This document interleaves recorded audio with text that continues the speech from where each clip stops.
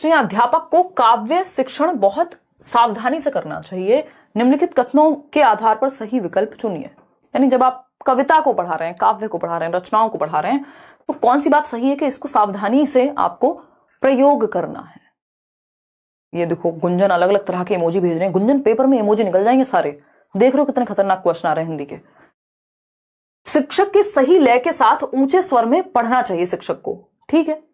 कठिन शब्दों के लिए एक एक शब्द का अर्थ बताना चाहिए। शिक्षक के स्वर तथा मुख पर भाव स्पष्ट होने चाहिए। शिक्षक को विद्यार्थियों की समझ के लिए प्रश्न पूछने चाहिए। बात हो रही काव्य शिक्षण की, कोई कविता पढ़ा रहे हैं मान लीजिए आप, तो अगर स्वर लय और ताल से नहीं पढ़ाएंगे, भाव नहीं होंगे आपके चेहरे पे, तो ऐसा लगेगा एक रॉबर्ट है, हंसी भी नहीं आएगी। अभी तो वही बात होगी ना, गाना गा रहे हैं आप, किसी कविता का पठन कर रहे हैं और एकदम सीरियस होके और ऐसे बातें कर रहे हैं, तो क्या होगा, काम का नहीं है। तो ये तो सही है, ये भी सही है। पूछा क्या है, सावधानी से करना चाहिए, सही विकल्प चुनने हैं। शिक्षक को विद्यार्थी की समझ के लिए प्रश्न पूछने चाहिए। पूछ सकते हो आप कि भाई इस कविता का भावार्थ क्या है, आपको क्या लगता है इसमें कवि क्या कह रहा है, सही है।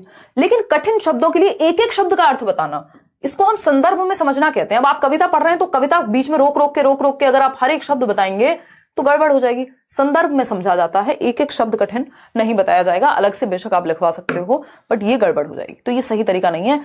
तो गलत क्या है, सिर्फ एक बी ऑप्शन हमें गलत मिला है यहां, ठीक। और इस गलत को अगर हम हटा देते हैं, 3 ऑप्शन का इन्होंने हमें ऑप्शन, अच्छा 2 का दिया हुआ है, स और ब, स और ब, तो बा तो गलत है, सा तो चलो फिर भी सही है। और इन दोनों को कैसे हटाएंगे, ये तो सही कह रहे हैं। तो सिर्फ 2 से तो काम नहीं चलने वाला, ब और स नहीं चलेगा। केवल अ ब और द, ब नहीं है भाई, अ स द। क्या कहते हैं, 61% लोग ए ऑप्शन को सही मान रहे हैं, और जो कि सही है भी, होना भी चाहिए।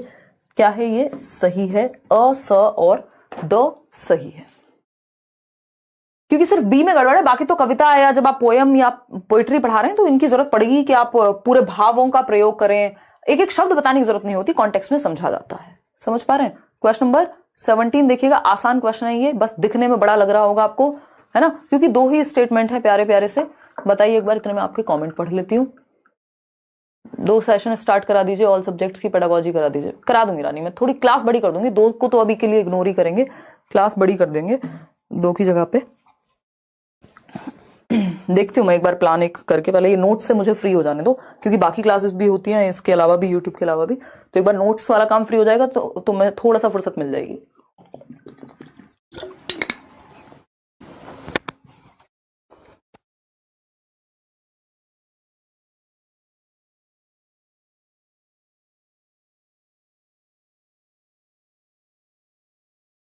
मेरा मैसेज आप देख ही नहीं रहे, कौन है ये, विलेज गर्ल, पढ़ लो पढ़।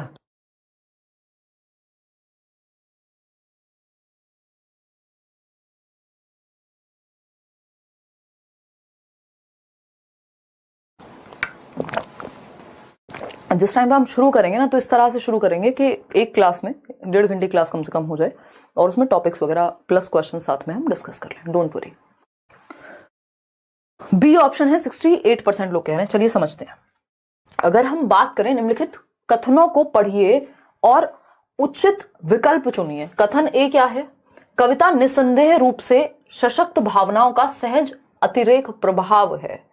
यानी कविता क्या है, सशक्त भावनाओं का, जो भी हमारे अंदर भाव उठ रहे हैं उनको हम निकाल करके कविता में लाते हैं। दिल टूट गया, अब आप शायर बन गए, ठीक है ना। ये क्या है, सशक्त भाव, जो ज्यादा जोर मार रही हैं जो चीजें, वही तो बाहर निकलेंगी ना, ठीक है ना, सही बात है, बहुत बढ़िया वर्मा जी।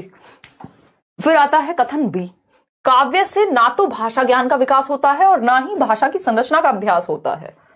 मतलब फिर काव्य बेकार में पढ़ रहे हैं हम, कि ना तो इससे भाषा का विकास हो रहा है और ना संरचना, ना तो हम भाषा की संरचना सीख रहे हैं, ना स्ट्रक्चर सीख रहे हैं।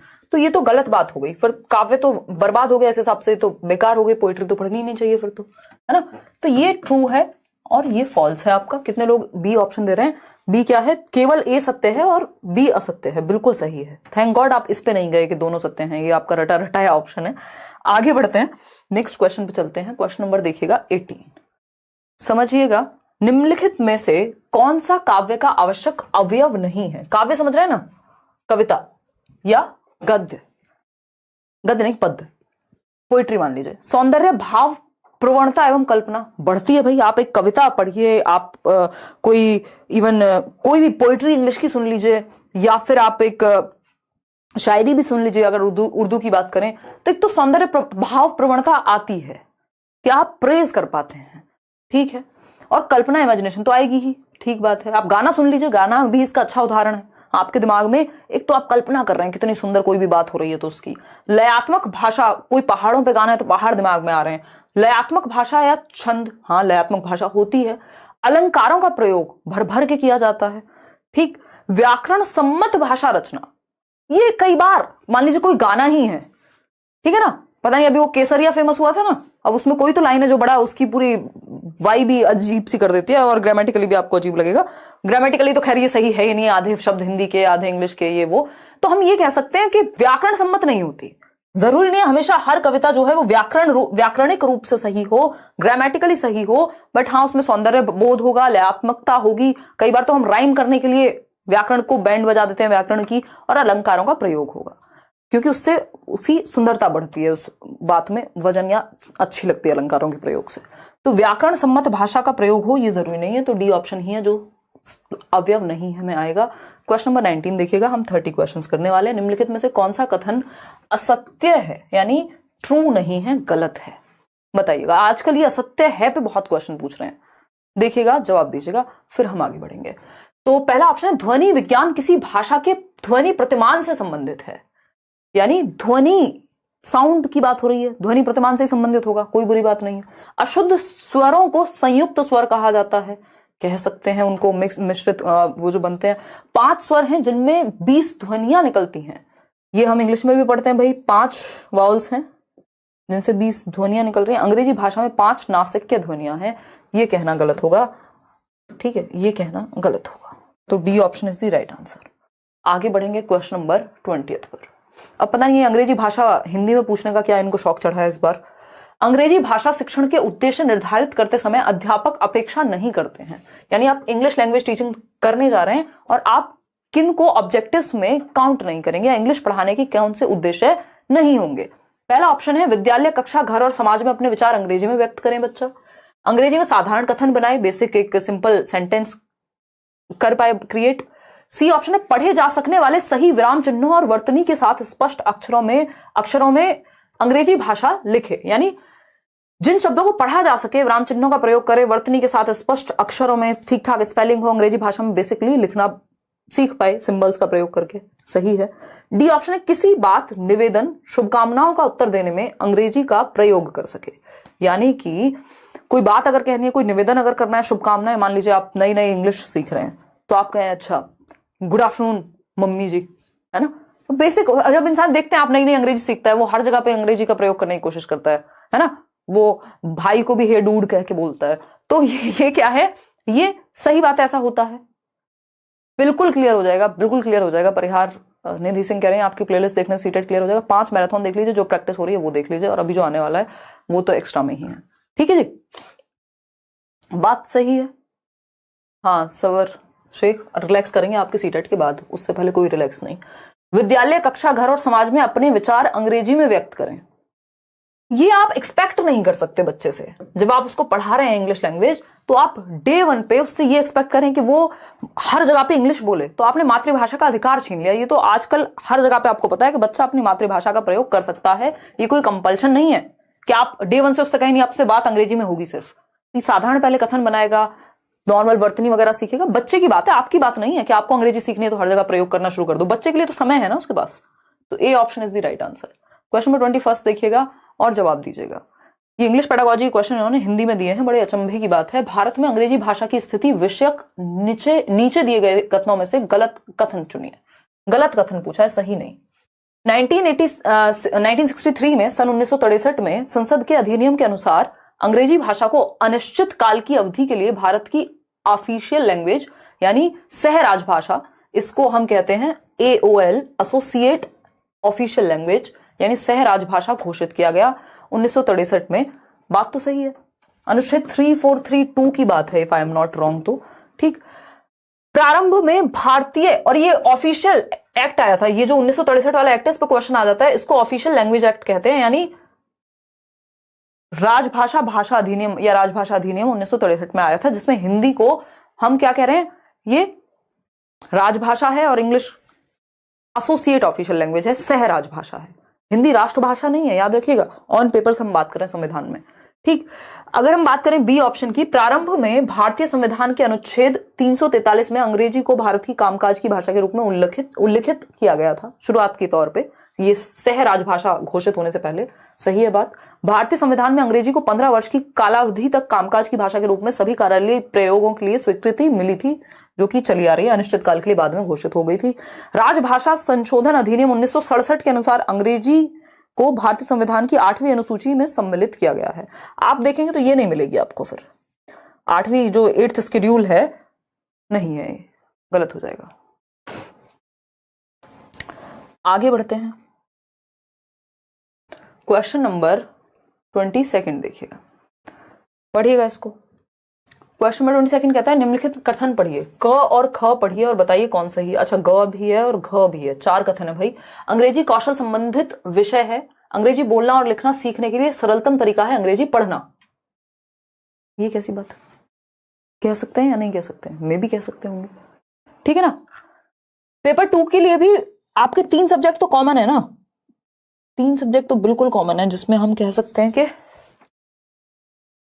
अच्छा, तो हम कथन पढ़ रहे हैं कि अंग्रेजी कौशल संबंधित विषय है, अंग्रेजी बोलना और लिखना सीखने के लिए सरलतम तरीका है कि अंग्रेजी पढ़ी जाए। पता नहीं भाई, हम तो सुनने की बात करते हैं वैसे, बट ठीक है। इस विधि में व्याकरण अधिक नहीं बल्कि बहुत सीमित मात्रा में सीखनी चाहिए, यानी व्याकरण पे जोर नहीं दिया जा रहा, बस पढ़ के समझने पे जोर दे रहे हैं। शिक्षक को मौन पठन कौशल का विकास करना चाहिए, यानी बच्चा साइलेंट रीडिंग कर सके ताकि कॉम्प्रिहेंड कर पाए, समझ पाए। फिर आता है याद करना और अनुसरण करना भाषा सीखने में साधारण क्रियाएं हैं, उपरोक्त विशेषताएं संबंधित हैं डॉक्टर वेस्ट की नवीन विधि से, व्याकरण एवं अनुवाद विधि से, द्विभाषी विधि से या प्रत्यक्ष विधि से। ध्यान से जवाब दीजिएगा। खेल गए हैं ये आपके साथ, मतलब ये इतना आसान क्वेश्चन हुआ करता था जिसको इन्होंने घुमा करके पता नहीं लड्डू बना दिया। पहले ऑप्शन पढ़ के तो मुझे ही लग रहा था पोल में एक ऑप्शन ये भी हो, मुझे नहीं पता कितना अच्छा रहे। हाँ, आज तो जैसा आप लोग जवाब दे रहे हैं कह सकते हैं कि पोल में अगली बार से एक ऑप्शन रखेंगे कि मुझे नहीं पता, मैं नहीं खेल रही, अपने आप देख लो, अपने आप बता दो सही उत्तर, है ना। अगली बार से फिर मैं प्रैक्टिस कर लूंगी, मेरे सर में दर्द मत करो, या खेल रहा भी हो सकता है यहाँ पे। चलिए आप इसका जवाब दीजिए, क्वेश्चन समझेंगे, बड़ा क्वेश्चन है, अभी 8 क्वेश्चन और हैं।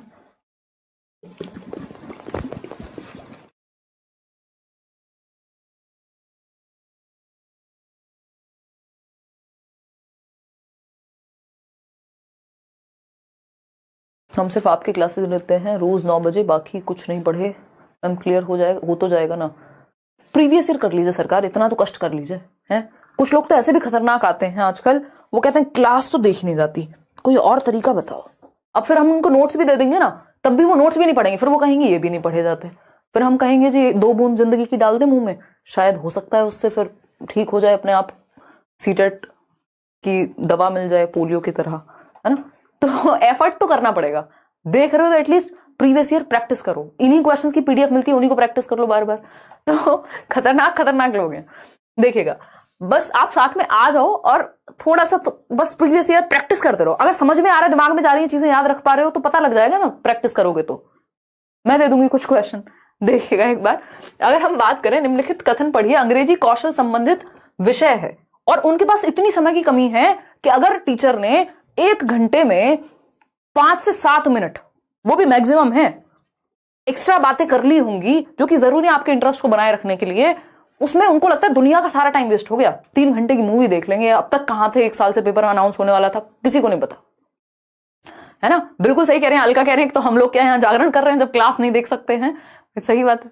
देखिए एक बार, अगर हम बात करें तो अंग्रेजी कौशल संबंधित विषय है, अंग्रेजी बोलना और लिखना सीखने के लिए सरलतम तरीका है अंग्रेजी पढ़ना, यानी रीडिंग से लैंग्वेज सिखा रहे हैं हम। तो ये कोई रीडिंग मेथड होगा? अगर आपने डॉक्टर वेस्ट का न्यू मेथड पढ़ा है तो आप थोड़ा सा पढ़ के समझ जाएंगे। इस विधि में व्याकरण अधिक नहीं बल्कि बहुत सीमित मात्रा में सीखनी चाहिए, व्याकरण पे फोकस नहीं रहता, कॉम्प्रिहेंड करके सीखने की बात होती है। फिर आता है सी ऑप्शन, शिक्षक को मौन पठन कौशल का विकास करना चाहिए, यानी बच्चा पढ़ के समझ पाए भाषा को, यानी रीडिंग के थ्रू आप लैंग्वेज को समझ पा रहे हैं, ये बात हो रही है। डी ऑप्शन है, याद करना और अनुसरण करना भाषा सीखने में साधारण क्रियाएं हैं, यानी जब आप याद कर रहे हैं, लर्न कर रहे हैं या फिर अनुसरण कर रहे हैं, उस चीज का पालन कर रहे हैं, तो ये साधारण क्रियाएं हैं। ठीक है, किसकी बात है ये? डॉक्टर वेस्ट की नवीन विधि है, डॉक्टर वेस्ट का न्यू रीडिंग मेथड है, क्योंकि रीडिंग से सिखाई जा रही है पूरी लैंग्वेज, चारों ऑप्शंस में रीडिंग की बात हो रही है। द्विभाषा में ट्रांसलेट करने की बात जरूर करेगा, याद रखिएगा। द्विभाषा में यानी दो भाषाओं का प्रयोग हो रहा होगा, दो भाषा की कहीं बात भी नहीं है, जिक्र भी नहीं है चारों ऑप्शन में। तो इसको कैसे आंसर कर देंगे भाई? प्रत्यक्ष विधि होती है सिर्फ एक भाषा का प्रयोग, बोलने में स्पेशली।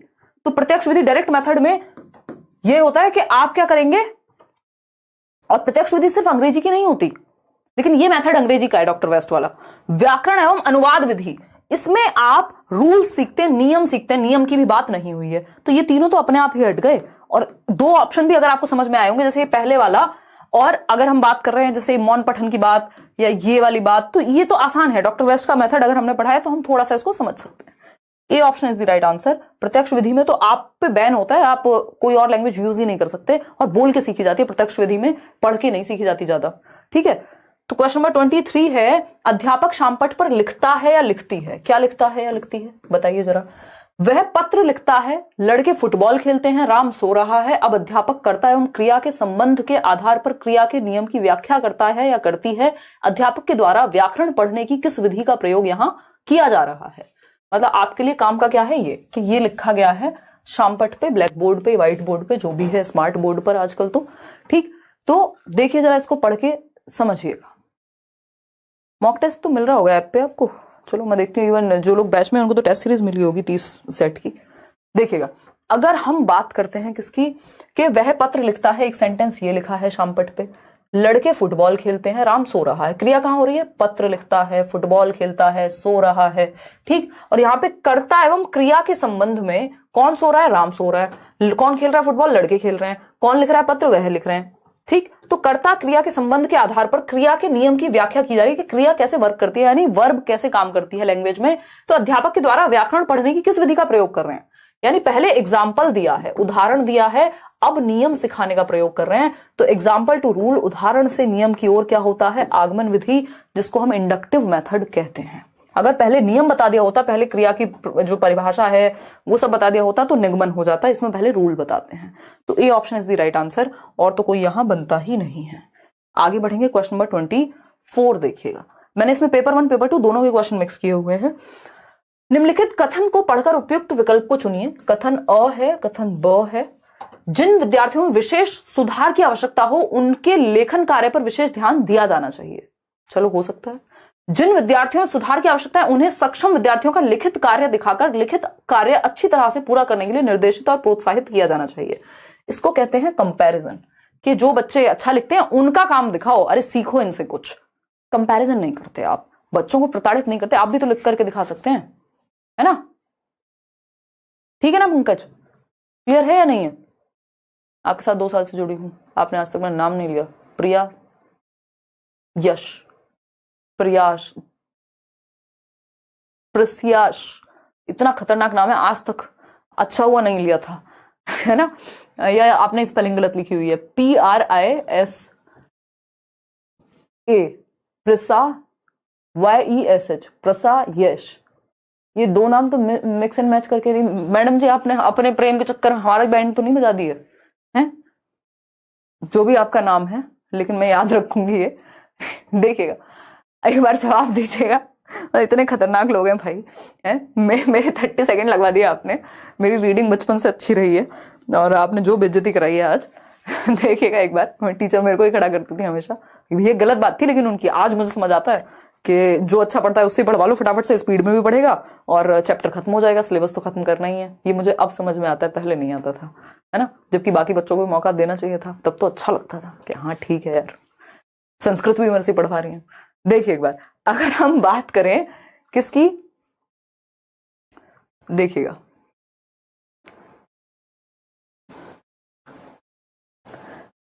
तीन 3000 स्टूडेंट्स हो गए। कोई बात नहीं यार, रात का समय है, वैसे चक्कर आ गए होंगे आज के क्वेश्चन देख के।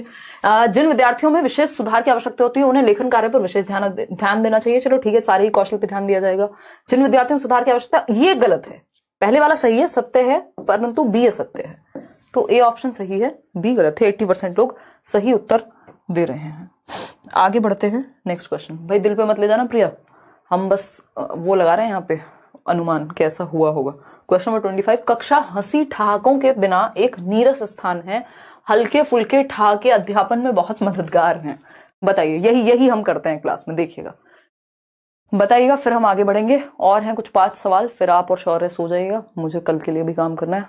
शादी कब करिएगा मैम, आप लेट हो रहा है। रोशन, कौन सी डेट निकली जा रही है? एक्सपायरी डेट होती है क्या इंसान की? खत्म, टाटा बाय बाय फिनिश है। लेट तो हो रहा है, फिर बाकी क्या करें, लेट हो रहा है, देखो तो सही, ट्रेन नहीं है ना।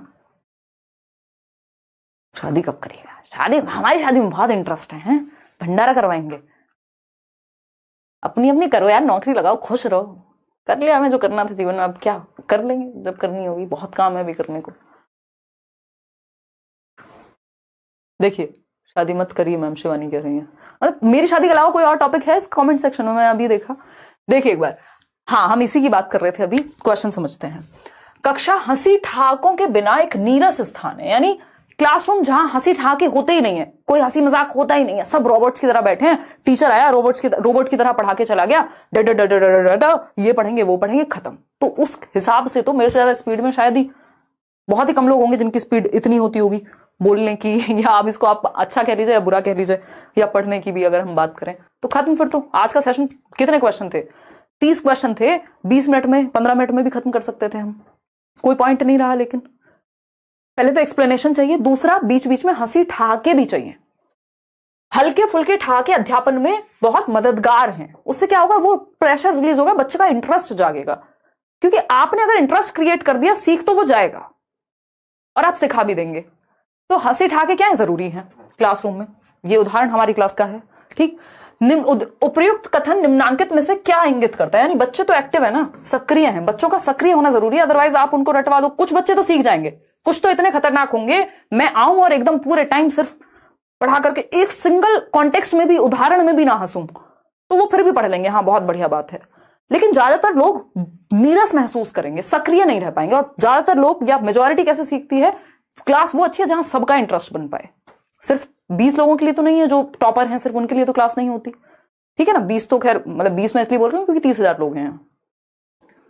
शादी के बिना भी सीटेड निकल जाएगा, हाँ हाँ बिल्कुल सही बात है, एकदम सही बात है, सही समझे आप, बताइएगा। खैर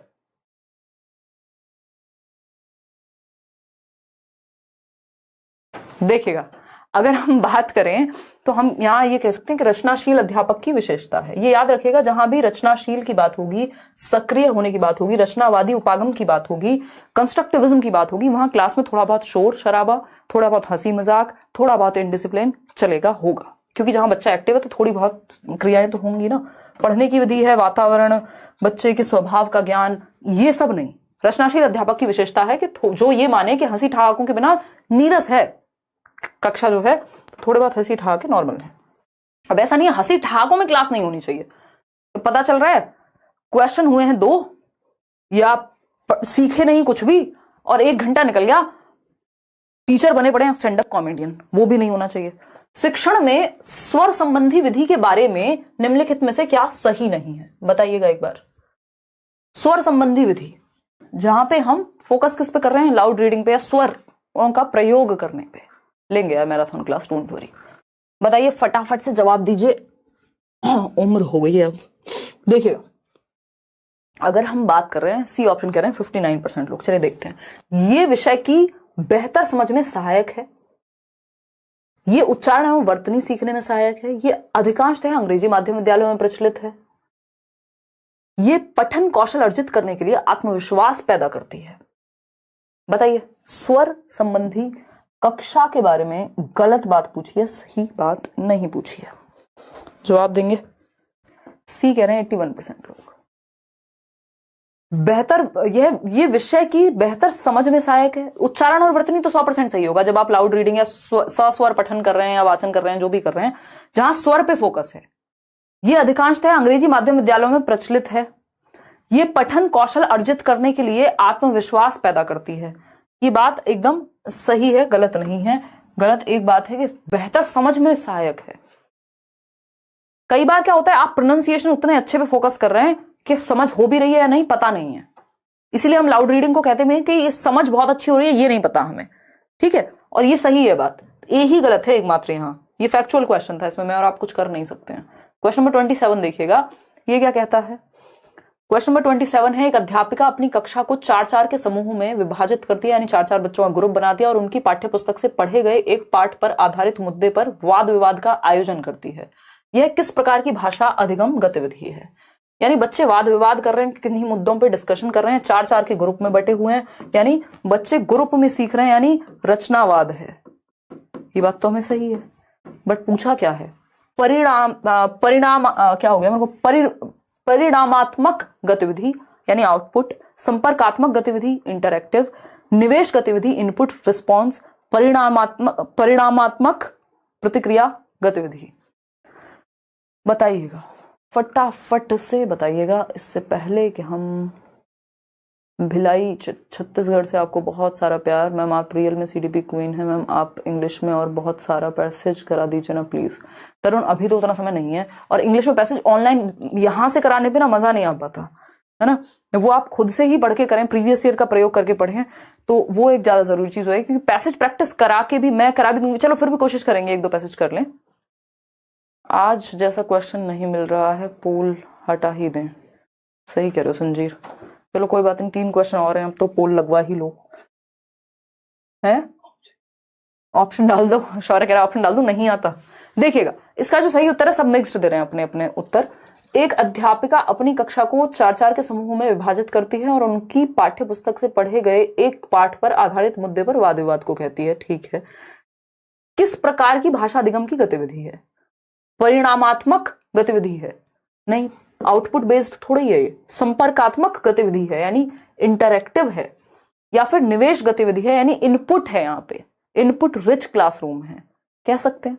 तो इससे बेहतर है, सिर्फ संपर्क की बात नहीं हो रही है, संपर्क के लिए और भी आसान तरीके होते हैं कि बस बच्चे कम्युनिकेट कर लें, मुद्दों पे बात हो रही है। तो निवेश गतिविधि है, इनपुट रिच क्लासरूम है, जहां पे थोड़ा सा फोकस किया जा रहा है, पाठ्य पुस्तक से पढ़े गए एक पाठ पर आधारित मुद्दे दिए जा रहे हैं, प्रॉपर इनपुट्स दिए जा रहे हैं टीचर के द्वारा, और अब चर्चा हो रही है।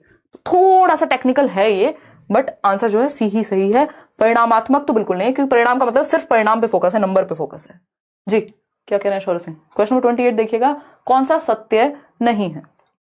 ये टफेस्ट सेट है, और ये जो लास्ट वाले क्वेश्चन चल रहे हैं ये पेपर 2 के चल रहे हैं, तो लेकिन सिलेबस सेम है, मुश्किल क्वेश्चन आना होगा तो पेपर 1 में भी आ जाएगा। देवेश शर्मा देखिएगा, क्या है निम्नलिखित कथनों में से कौन सा कथन सही नहीं है? प्रथम भाषा का दूसरी भाषा सीखने पर सकारात्मक प्रभाव होता है। हाँ, हम पॉजिटिव मानेंगे कि एक भाषा आपको आती है तो दूसरी भाषा एसेट के रूप में काम करेगी, यानी एक रिसोर्स के रूप में काम करेगी। समझ में आता है, कोई दिक्कत नहीं है, परेशानी नहीं है। फाइनली है Sanjana Gupta ma'am, finally I love you a lot, आपने फाइनली मेरा नाम लिया है, I am so happy. Well आप सही समझे, यू आर ग्रेट। देख रहे हो विनोद, साइकिक एबिलिटीज। ठीक है कोई बात नहीं, अब अवार्ड दे देना मेरे को, मिलोगे कभी कहीं तो। नाम आपका संजना है, संजना ऐसे बताते नहीं है, फिर पड़ोसी देखेंगे है, पकड़ लेंगे, फिर क्या फायदा है, बेकार में हवाबाजी में पिट भी जाते हैं बच्चे। देखो एक बार अगर हम बात करते हैं मधु गुप्ता, निम्नलिखित कथनों में से ये वही हैं अभी जिन्होंने 2 नाम जोड़ के कुछ कुछ बनाया हुआ था, उन्होंने मान लिया है, कबूल कर लिया है। अब मेरी इसमें कोई गलती नहीं है, मैंने किसी को बदनाम नहीं किया, मेरे ऊपर कोई इल्जाम नहीं आएगा। देखिए प्रथम, प्रिया, यश, वॉट एवर इट इज, देखिएगा निम्नलिखित कथनों में से कौन सा सत्य, बट मैं आपका नाम नहीं भूल पाऊंगी जीवन में कभी। देखिएगा अगर हम बात करें कौन सा कथन सत्य नहीं है, प्रथम भाषा का दूसरी भाषा सीखने पर सकारात्मक प्रभाव होता है, सही बात है। प्रथम भाषा दूसरी भाषा के सीखने में बाधा डालती है, बाधा डाल सकती है बट डालती ही है, ये गलत है, ठीक है ना। पठन कौशल एक भाषा से दूसरी भाषा में स्थानांतरित किए जा सकते हैं, यानी आप जो लैंग्वेज स्किल्स हैं वो ट्रांसफर हो सकती है, ट्रांसफरेबल हैं, आप दूसरी लैंग्वेज को भी हेल्प करती हैं अगर आपको पहले से कोई भी स्किल आती है। समय यानी ट्रांसफर ऑफ लर्निंग है, समय और अवसर दिए जाने पर बच्चे अनेक भाषाएं सीख सकते हैं, सही है। लेकिन यही गलत है कि इससे बाधा बनती ही है, ये गड़बड़ है, बाधा बनती ही है, ये गड़बड़ है। ठीक है जी, आगे बढ़ेंगे। बहुत हंसी आ रही है आप लोगों को, 2 क्वेश्चन और सॉल्व कर लो, आज वैसे ही इतना सेशन कठिन है। क्वेश्चन नंबर 29 देखिए, आंसू निकल रहे हैं आप लोगों के आंसर सही देने में, और प्रिया और यश पे हंसने में बहुत मजे आ रहे हैं आपको, हैं? देखिएगा, बताइएगा एक बार। अरे हमने देखे हैं ऐसे बच्चे, हमें पता है, हम दुनिया में रहे हैं। ये मत कहते ना किए कभी नहीं है ऐसे काम, मतलब देखिए अगर हम बात करें मातृभाषा आधारित बहुभाषिता होती है? बताइए, फटाफट से बताइए, मल्टीलिंगुअलिज्म क्या है? कल्पना कह रही मेरे सुपर चैट का रिप्लाई नहीं दिया। यार कई बार मिस हो जाती है, वैसे कोशिश करती हूँ मैं ज्यादातर सुपर चैट पढ़ लूँ क्योंकि वो दिख जाते हैं अलग से, बट कई बार ज्यादा एक साथ आ जाती हैं तो दिक्कत हो जाती है। देखिएगा, बी ऑप्शन 82% लोग, और हमें छोटे शहर का एक्सपीरियंस है। हमारे स्कूल के बच्चे डरते थे बाहर निकलने में, छोटे शहर में निकलिए आप, हर दूसरा इंसान आपको जानता हुआ। खैर छोड़ दीजिए इन बातों को, आप इधर आ जाइए। मातृभाषा, हाँ शौर्य सिंह कह रहे हैं ऐसे तो बंक भी नहीं मार पाते होंगे। बिल्कुल सही समझ रहे हैं, बंक में बहुत इंटरेस्ट आ रहा है बेटा तुमको। किस दिन पकड़े गए ना अगर, फिर स्कूल नहीं जा पाओगे, होम स्कूलिंग होगी फिर। वैसे ऐसा तो हमने समझाया हुआ तुमको, कोई जरूरत तो पड़ेगी नहीं, वैसे इतना घूम लेते हो तुम, है ना। हाँ कुछ बच्चे हैं जो बंक मारने लग गए हैं, बताओ। नहीं, बंक हमने कभी नहीं मारा स्कूल में।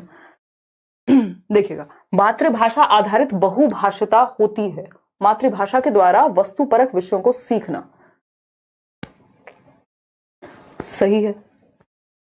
क्या आप कंटेंट सीख रहे हैं लैंग्वेज से?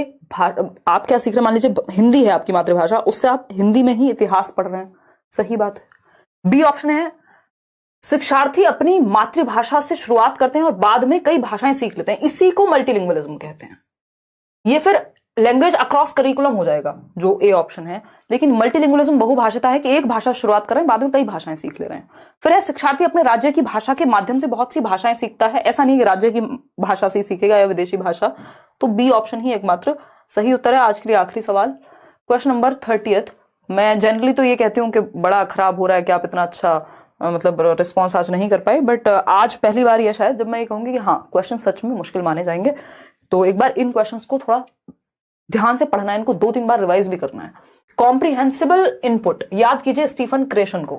कॉम्प्रिहेंसिबल, पता नहीं इंग्लिश पेडागोजी हिंदी में देने का क्या मतलब है, मुझे ये नहीं समझ आ रहा। स्टीफन क्रेशन, और ये पहली बार ही हो रहा है लगभग ऐसा, जो भी इनका नाम था। स्टीफन क्रेशन की जब हम बात करते हैं तो इन्होंने एक सेकेंड लैंग्वेज एक्विजिशन के लिए थियरी दी है, जो मैंने बहुत साल पहले कराई थी यूट्यूब पे। कॉम्प्रिहेंसिबल इनपुट जो भाषा शिक्षण की प्रारंभिक अवस्था में प्रस्तुत किए जाते हैं, निम्नलिखित में से क्या नहीं सम्मिलित करता है? यानी कॉम्प्रिहेंसिबल इनपुट में क्या नहीं आता है, बताइएगा एक बार, फटाफट से बताइएगा, जल्दी बताइएगा, फिर हम आगे बढ़ेंगे।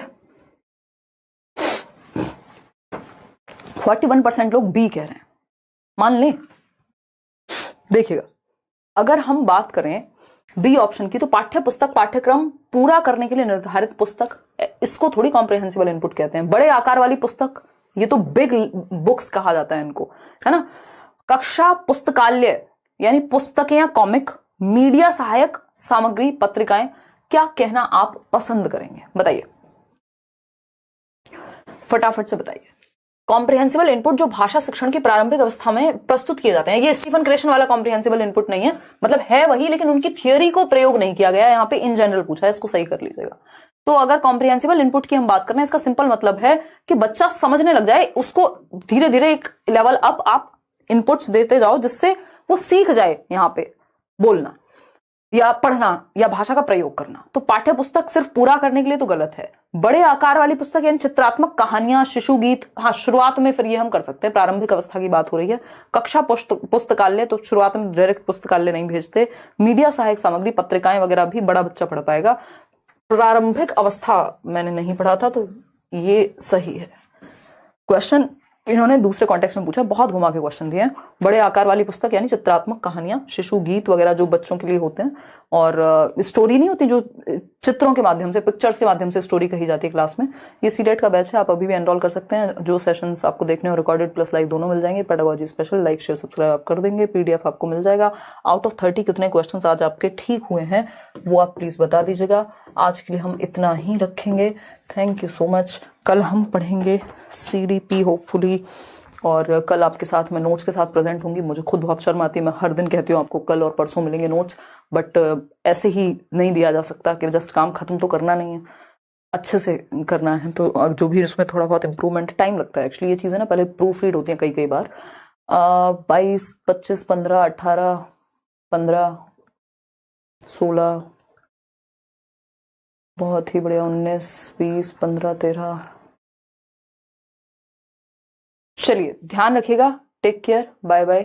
कल मिलेंगे। कोई और बात हो आप कमेंट्स में पूछ लीजिएगा। Good night, thank you so much, bye. कल 9 बजे मिलेंगे रात को और बैच